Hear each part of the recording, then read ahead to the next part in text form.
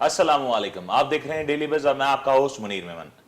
जिस तरीके से हम अक्सर ये बात करते हैं कि पाकिस्तान में इकॉनमी को बहुत ज़्यादा अहमियत हामिल हो चुकी है। गुज़िश्ता 2 से 3 अरसे के दौरान देखें तो पाकिस्तान की इकॉनमी ने बहुत से नशेब फराज देखे।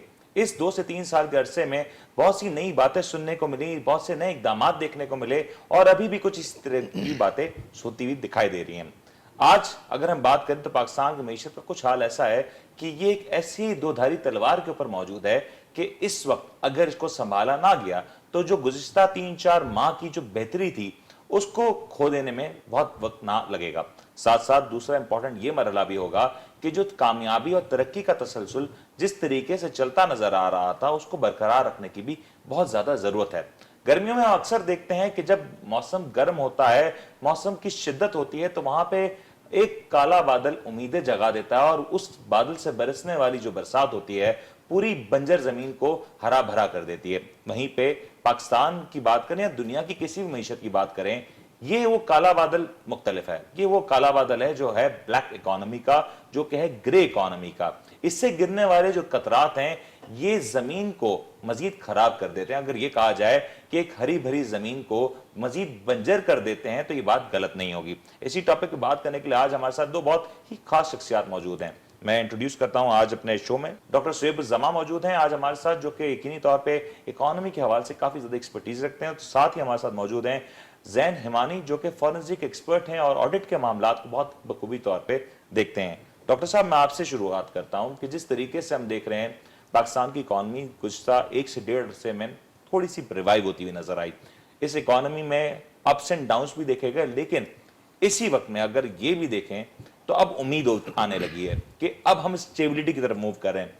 तो ये परसेप्शन तो बता दें कि क्या हम स्टेबल हो चुके हैं या स्टेबिलिटी की तरफ मूव कर रहे हैं? नहीं, अभी तो हम स्टेबिलिटी की तरफ मूव कर रहे हैं और स्टेबल होने में तो अभी टाइम काफ़ी है कि जिस तरीके से इकोनॉमी भी मूव हो रही है और जो सिस्टम्स डेवलप हो रहे हैं उस सिस्टम्स को अगर सही करेक्शन और सही पाथ पे डाला जाए और उसको मॉनिटर किया जाए तो फिर हम ये उम्मीद लेकर के आगे ज़रूर बढ़ते हैं कि स्टेबिलिटी हमारी तरफ भी बिल्कुल एक एक्यूरेट फिगर पे हम जा सकते हैं। लेकिन इस तमाम अरसे में अगर हम ये बात देखें तो पाकिस्तान की मईशत में बेहतरी आती हुई नजर आ रही है।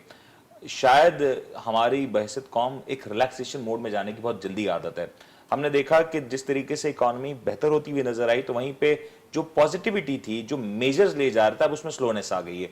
अगर ये मेजर्स ना लिए गए, टाइमली ना लिए गए और इस मेजर्स के दौरान कुछ गलत इकदाम अगर उठा लिए गए तो कितना अरसा लगेगा पाकिस्तान को अपनी इस पोजीशन को लूज करने में? देखें, सिंस अभी तक अगर देखी जाए बात तो अभी तक हम लोग डेवलपिंग इकोनॉमी के फेज में हैं और अंडर डेवलपिंग में भी चले जाते हैं बाज़ दफ़ा।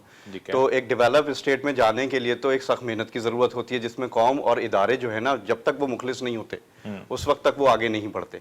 अच्छा, अब इसकी इम्प्लीमेंटेशन कैसे की जाए कि आप जब ये पाकिस्तान की इकोनॉमी की बात की जाती है और ये आज से नहीं पिछली कई दिहाइयों से जो सबसे मेन कॉज है इस इकोनॉमी में वो है करप्शंस का मैटर। तो जब तक आप उसके लिए एक सिस्टम और चैनल नहीं बनाएंगे, उनको नहीं पकड़ते, तो उस वक्त तक फिर ये फौरन एक बिल्कुल एक बूम आता है और उसके बाद फिर हम दोबारा से वापस अपनी रिलैक्सेशन की तरफ मूव कर जाते हैं। फिर हमारी इकोनॉमी इस तरीके से फ्लरिश काम नहीं करती। मतलब ये बात सही है कि जिस तरीके से हमारी इकोनॉमी तेजी से बढ़ती है उसी तेजी से हम नीचे भी आ जाते हैं। और इनकेस जैन जिस तरीके से हमने देखा कि अक्सर औकात हमने देखा कि उससे कई ज्यादा तेजी से हम नीचे आते हैं। ग्रोथ करने में हम सबको वक्त दरकार होता है, लेकिन जब तेजी से जब नीचे आने लगता है तो उसकी जो स्पीड होती है काफी ज्यादा मल्टीप्लाई हो जाती है।